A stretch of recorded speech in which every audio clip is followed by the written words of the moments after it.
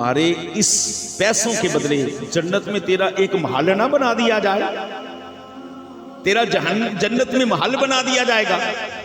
اس نے کہا حضرت جی مجھے سوچنے کا موقع دے۔ رات بھر سوچتا رہا۔ صبح فجر کی نماز حضرت مالک بن دینار رحمۃ اللہ تعالی علیہ پڑھ کے مسجد میں بیٹھے ہوئے تھے۔ یہ نوجوان آ گیا، کہنے لگا حضرت جی اپنا وعدہ یاد جے نا، جڑا راتی وعدہ کیتا جے وہ وعدہ یاد جے؟ فرمایا ہاں مینوں وعدہ یاد ہے، تو رقم دے تو میں تیرے نامے۔ اور کہنے لگا ٹھیک ہے میں تو رقم دینا، لیکن مینوں ضمانت نامہ لکھ کے دیو کہ جنت وچ واقعی مینوں محل ملے گا۔ اللہ کے ولی تھے، اس وقت کچھ دیوانگی چھائی ہوئی تھی۔ آپ نے قلم اٹھائی، کاغذ لیا، لکھ دیا بائے نامہ فلاں فلاں جنت کا، اس کے اوصاف بیان کرتے ہوئے جو حدیث میں بیان کیے گئے کہ جو اللہ کی راہ میں اپنا مال خرچ کرے اللہ یہ محل اس کو عطا کرتا ہے۔ آپ نے وہ حدیث لکھ کر نیچے کہا کہ اس کا سودا مالک بن دینار نے فلاں بن فلاں سے کیا۔ اب کیا ہوا؟ یہ نوجوان رقم دے کے وہ بے نامہ دے کے واپس چلا گیا۔ اب اگلا دن ہوا نا، حضرت مالک بن دینار رحمۃ اللہ تعالی علیہ آپ اپنی مسجد کے اندر داخل ہوئے اور نماز پڑھانے کے لیے آگے بڑھے۔ منبر رسول پر ایک ورقہ پڑا ہوا دیکھا، جب دیکھا تو ورقہ وہی ہے جو آپ نے لکھا تھا، اور اس پر لکھا ہوا تھا بائے نامہ فلاں بن فلاں کے نام، یہ جنت کا محل میں بیچتا ہوں، سودا کرتا ہوں اتنے میں۔ جب یہ جنت کے محل کا سودے والا آپ کا اپنا لیٹر پڑھا، اس کی پشت کو پلٹ کر دیکھا، زعفران کے ساتھ لکھا ہوا تھا کہ اے مالک بن دینار، آپ کے رب کی طرف سے آپ کا یہ وعدہ پورا کر دیا گیا، ہم نے یہ جنت کا محل بھی دیا ہے بلکہ اس سے اضافی عطا کر دیا ہے۔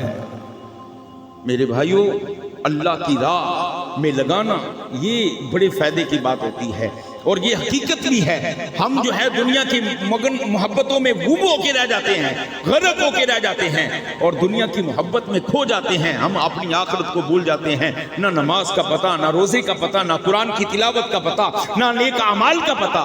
کیا کرو گے اگر رب کی بارگاہ میں جاؤ گے تو نہ ہمارے پاس سجدہ ہے، نہ ہمارے پاس تلاوت کا نور ہے، ہمارا دل وضو سے خالی، ہمارا دل جو ہے صحیح معنوں میں 100% غسل سے خالی ہے۔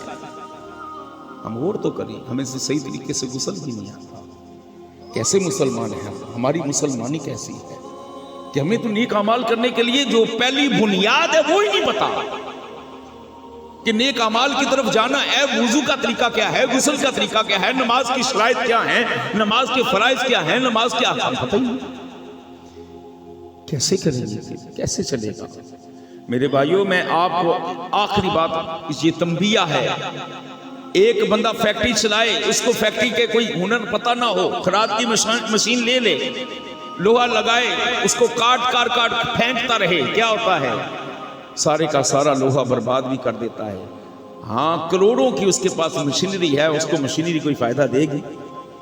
اس کو ہنر ہی نہیں آتا، اس کو چلانا ہی نہیں آتا، اس کا پتہ ہی نہیں ہے اس کو چلانا کیسے ہے۔ جب اس کو ہنر ہی نہیں پتا کہ اس کو چلایا کیسے جاتا ہے، کروڑوں کی مشینری ہے، لوگوں کو بتا رہا ہے، فخر کر رہا ہے، لوگ کہتے ہیں بے وقوف تیرے پاس کروڑوں کی مشینری کا کیا فائدہ، تمہیں اس سے کوئی نفع ملا؟ ہمارے پاس 60 سالہ زندگی ہے، ہمارے پاس 50 سالہ زندگی ہے، یہ ہم بتا رہے ہیں، ہم 50 سال کے ہو گئے، ہم 30 سال کے ہو گئے، ہم 20 سال کے ہو گئے، کیا کیا؟ نماز ہے؟ جی نہیں۔ روزہ ہے؟ جی نہیں۔ نیک عمل ہے؟ جی نہیں۔ تلاوت قرآن ہے کہیں دامن میں؟ جی نہیں۔ ہاں قرآن گھر میں پڑھا ہے، کس لیے پڑھا ہے؟ برکت کے لیے۔ اور ٹی وی ہے گھر میں؟ جی ٹی وی ہے۔ اب آپ خود کو معائنہ کریں اپنے اپنے گھروں کا، میں بھی، آپ بھی، سارے معائنہ کریں، ٹی وی کتنا صاف ہے اور قرآن پر کتنی دھول ہے، ذرا غور کر لینا۔ وہ دھول قرآن پہ نہیں، ہمارے ایمان پہ پڑی ہے۔ ہم قرآن کی تلاوت نہیں کر رہے، ہمارے دلوں کو زنگ لگ گیا، یہ دل سخت ہو گیا، قساوت کے اندر گناہ کر کر کے دل اتنا سخت ہو گیا کہ ہمارا دل قرآن کی تلاوت کی طرف ہی نہیں جا رہا۔ اگر ایسا ملے نا کہ ہماری حالت ایسی ہے تو پھر اللہ کی پناہ مانگنا، کہیں اللہ کا عذاب نازل نہ ہو جائے۔ نہ نماز کا ہمیں پتہ، نہ روزے کا پتہ، نہ نیک اعمال کا پتہ، اور کبھی گھر میں قرآن کھولا نہیں کھولا، عرصہ ہو گیا میرے گھر میں کبھی قرآن ہی نہیں کھلا۔